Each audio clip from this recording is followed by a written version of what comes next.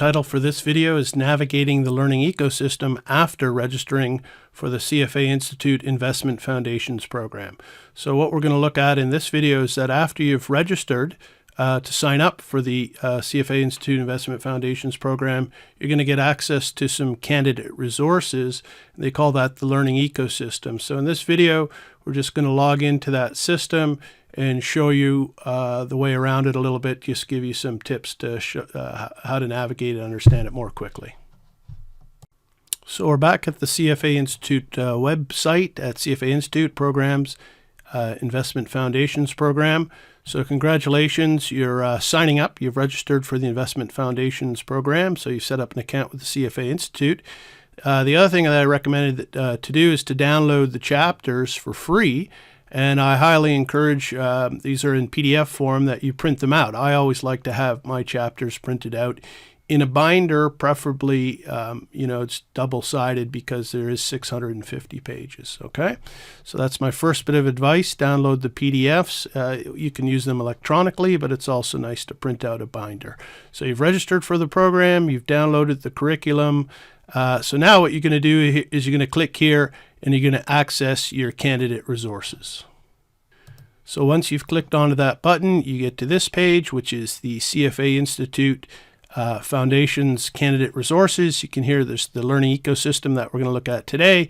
And there's some stuff here for setting up your exam appointment. But as I mentioned, starting in hopefully in February 2019, you no longer take the test through the Pearson VUE. You're going to be doing it online. And if you're starting to study now, you're probably going to be ready sometime in March or April anyhow. And you'll see that later on when you set up potentially a schedule in this learning ecosystem. So now I'm going to click on this button for the learning ecosystem. And now my course is loaded. Okay, so starting here on the top left, you can see CFA Institute logo, the home page, study plan. And here you can schedule how many days. Don't forget it's 100 hours. So, and there's 20 chapters. So if you're doing a chapter a week, that'd be 20 weeks. If you're doing 2 chapters a week, which could be aggressive, that would be 10 weeks, somewhere in between, maybe 15 weeks, 16 weeks. 16 weeks is 4 months. You can type in a date here. I put in end of April and set the deadline, and you can see that's given me 130 days. Okay, up here on the top right, you can click down and you've got some information. You can go to your account, just check your account details. But importantly, here's some keyboard shortcuts, because as you use the learning ecosystem, sometimes you may find it easier to use some of these shortcuts. So again, you just click up here on that to see the keyboard shortcuts. Then over here, if you go to the lessons, you can see it starts with a little bit of a welcome.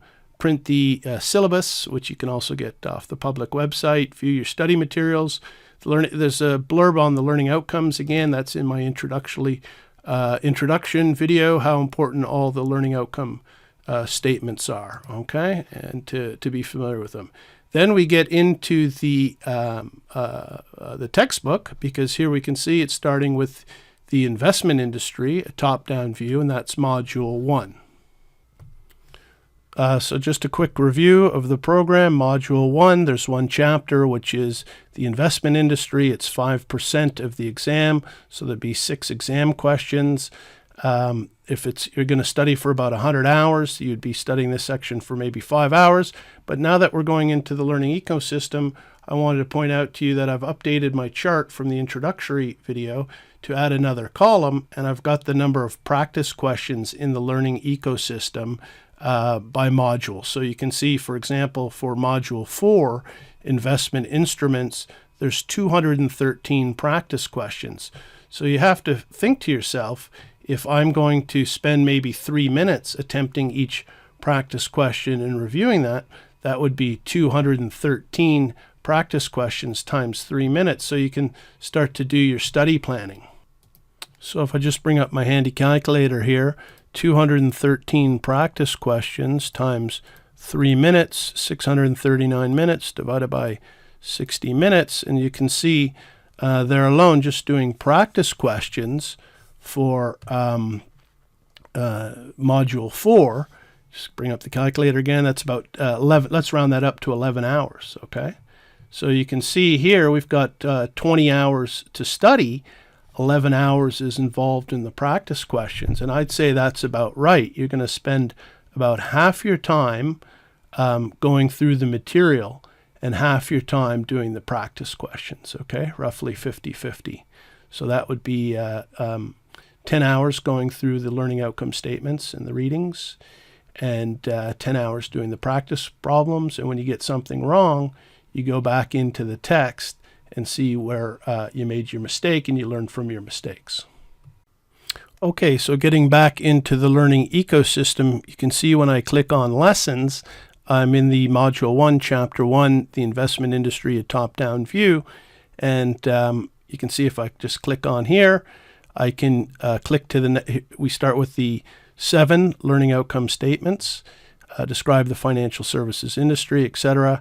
And if I use this arrow here, I go to the next page, okay? And there's a little bit of functionality here. You can rate your confidence, and as you go through it, because there is a little bit of adaptive learning we can talk about. But anyhow, I wouldn't be too distracted. I want to read through the material and practice the questions, okay? Now, I just wanted to point out here that, again, going back to the lessons, you can see here, these are just the chapters which are the same as the PDF book. So if I bring up the PDF book here, here it is, Chapter 1, the investment industry, a top-down view. There's the learning outcome statements. I can scroll through. So this is exactly the same whether you have the PDF. I recommend that you print it out into a binder. Nevertheless, if you're in the learning ecosystem, this is what the lessons are, okay? Now, more importantly, the steps to do is that when you're starting a new chapter, new lesson, you begin by looking at the learning outcome statements. Then you're going to read through it. And then one neat thing that you can do is the flashcards. This is good for the vocabulary. I always tell my students that a lot of finance is actually English test subject accounting, or English test subject ethics, English test subject equity. It's not always calculations. So there's a lot of terms and vocabulary, and the flashcards are very good for this. So here you could click on the category and you would scroll down and you would go to the first chapter, and then you would update it, and you can see that there's 22 flashcards vocabulary regarding the first chapter, Module 1, Chapter 1. So I click, if I just click on the flashcard, left click, you're going to see that it gives me the definition. So I'll click ahead to the next one. What is an insurance company? Click, it's a financial institution that help individuals and companies offset the risks they face. Now, I always recommend to students that you can buy these flashcards, recipe cards. That's what I used to do when I studied for the CFA, and you make your own flashcards. But these are also good way to get started. So I just wanted to give another quick study tip here. So you can see the flashcards. One of them is saying real assets, and you can see physical assets such as land, building, machinery, cattle, and gold. I just wanted to point out that if you go into the text, I'm going to go back to the PDF here, that when you're reading through the text, anytime you see words that are in bold, then those are the important words to be picking up on and understanding that you know the definitions. Okay, so real assets, physical assets such as land, that cue card is just coming straight out of the text. And so I just wanted to point out, if I scroll through this text fairly quickly, you can see that there's quite a few words that are in bold and blue, okay?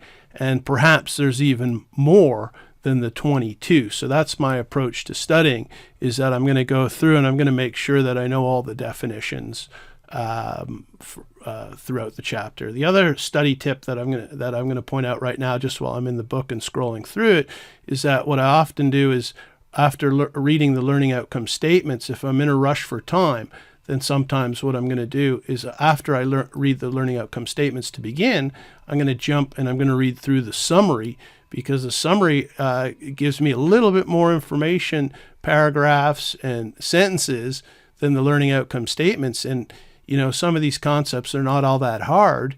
And this is the main meat, the summary from the chapter. So, as I said, if you're a pretty good skilled studier and you're getting back or also getting into the review mode, go through the learning outcome statements and go through the summary, okay? So the next step in the process, so step 1, read the learning outcome statements. Step 2, read through the materials. Step 3, go through the flashcards or make your own flashcards. Step 4, go through the summary. Sometimes, as I said, you might want to go through the summary right at the beginning after looking through the learning outcome statements and then starting the read. It's up to you, whatever order that's most comfortable for you. After that, what you want to do is you want to practice, okay? And so here we can go in, you can see that there's all these question categories. And again, I made the Excel sheet that I put into my PowerPoint presentation where I showed you that for Module 1, Chapter 1, there's 28 questions, okay? Module 2, 91 questions. So in total, there's 949 practice questions in the question bank in the ecosystem. So you can see here there's the 28 questions. Then when we get into ethics, there's going to be 91 questions that's split between the two chapters. Chapter 2, ethics in the investment profession, there's 49 practice questions. And then Chapter 3, which is regulation, you can see there's 42 practice questions. Then you get into the next module, Module 3, inputs and tools. You can see there's 291 practice questions. Again, I just went through and I copied that into a spreadsheet. Just made me might help me plan my timing schedule a little bit when I have it in Excel. So again, I just put together my little column. So now I'm going to start to practice. I'm going to click on it, and you can see I've done 3 questions. I'm going to resume my practice, and here's a question: which of the following would most likely assist individuals in defining their investment goals? Dealers, financial planners, or investment bankers?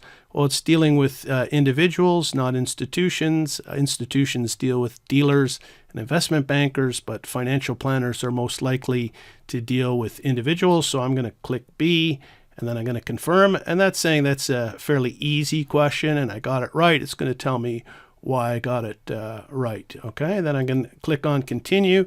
Maybe I'll try to get one wrong just to see what happens when you get an answer wrong. Which of the following is most likely to facilitate trading and help reduce transaction costs? Brokers, analysts, or asset managers? Well, I'm going to pick C because I think that's wrong, and I was incorrect, and A is correct. So it's going to tell me why I got the question wrong. As I said, we learn a lot from our mistakes. And then more importantly, it's giving us the learning outcome statement where that came. That was coming from learning outcome statement F. And then, as I said, when I get it wrong, the next step is I'm going to go back to the text, find out where what my mistake was, why I got it wrong, and perhaps make a little flashcard or memory card, okay? Okay, so now I've scrolled to another question, but I realized that, time's up. Something else that I need to do, so I can just click here and I can say done practicing, and I've got a little bit of a dashboard there, okay? So again, this is the conclusion of this video, just showing you some navigation through the CFA Institute Investment Foundation's program learning ecosystem. Later on, we can start looking at the mock exams, but for now, we're just getting started. So the most important thing is understanding here's the chapters in the ebook form. Flashcards are good to learn from, make your own, and start to do the practice chapter by chapter. And as you make mistakes, go back into the text and improve on your notes. And that's the conclusion for the video navigating the learning ecosystem after registering for the CFA Institute Investment Foundations program. Thank you.